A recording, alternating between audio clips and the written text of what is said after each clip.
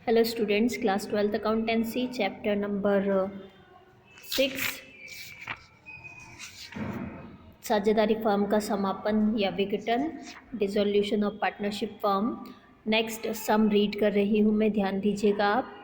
ए तथा बी एक फर्म में 3:1 के अनुपात में साझेदार हैं। 31 मार्च 2018 को उनका चिट्ठा निम्न प्रकार है।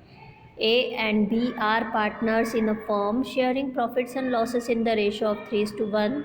Their balance sheet on 31st December 2018 stood as under चिट्ठा यानी बैलेंस शीट, दायित्व यानी लाइबिलिटी साइड।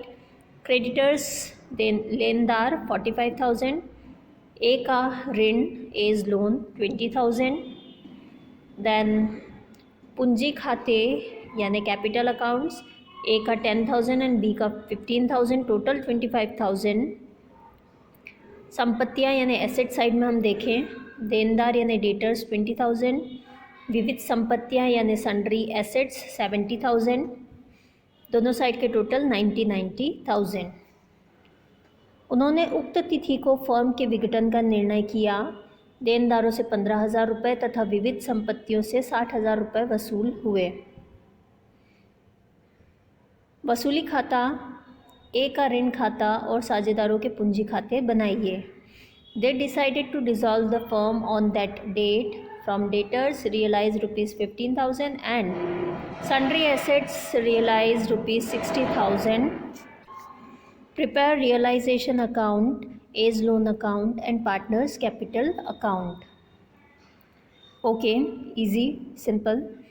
यहाँ ए एंड बी दो पार्टनर्स है। ए का लोन अकाउंट है यानी वो रियलाइजेशन अकाउंट में नहीं आएगा, उसका अलग से अकाउंट ओपन होगा। ओके, अगर आउटसाइडर के थ्रू लिया हुआ लोन होता तो वो रियलाइजेशन अकाउंट में इंक्लूड होता, जैसे लास्ट सम में हमने किया था।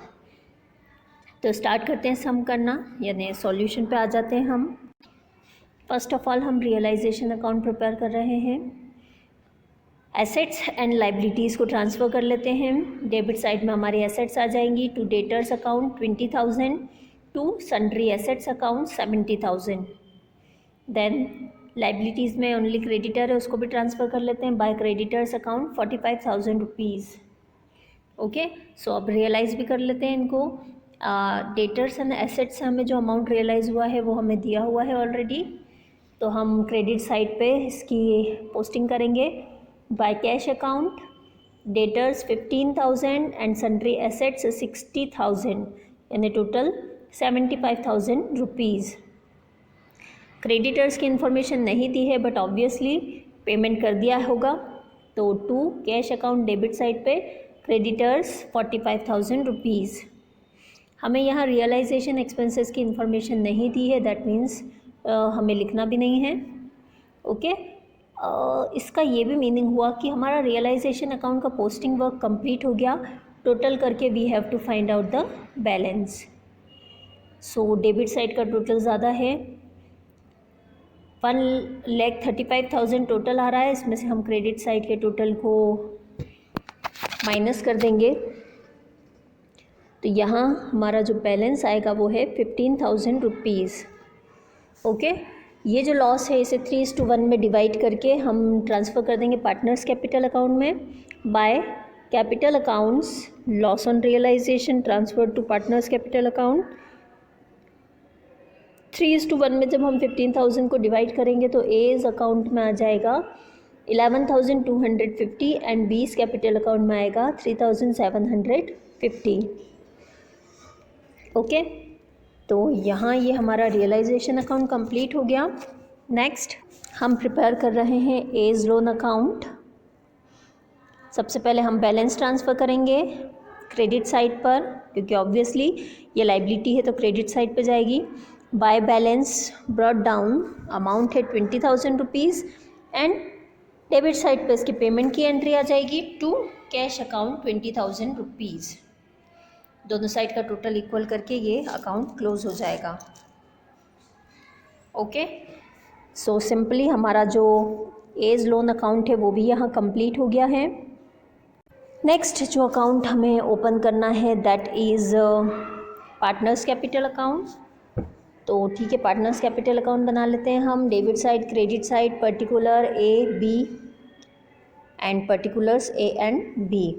First of all, we have to transfer capital accounts balances to the partners capital account. Credit side में बाय बैलेंस BD, A की कैपिटल 10,000 एंड B की capital 15,000 rupees. Then to realisation account, realisation का जो loss है वो हमने transfer किया था उसे ट्रांसफ़र कर लेते हैं. A के अकाउंट में 11,250 एंड B के अकाउंट में 3,750 रुपीज़. ओके, नाउ किसको कितना कैश बच रहा है वो देख लेते हैं हम. तो आप यहाँ देखिए, ए की जो कैपिटल है वो है 10,000 रुपीज़ और रियलाइजेशन पे लॉस हो रहा है 11,250, यानी ए का जो शेयर है लॉस में.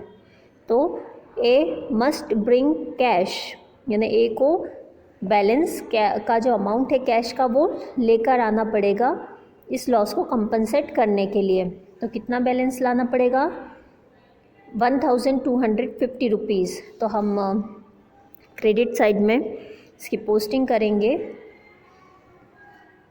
Bye cash account 1,250 rupees. And B का देखें, अगर हम बी की कैपिटल है 15,000 एंड रियलाइजेशन का जो लॉस हुआ है वो है 3,750.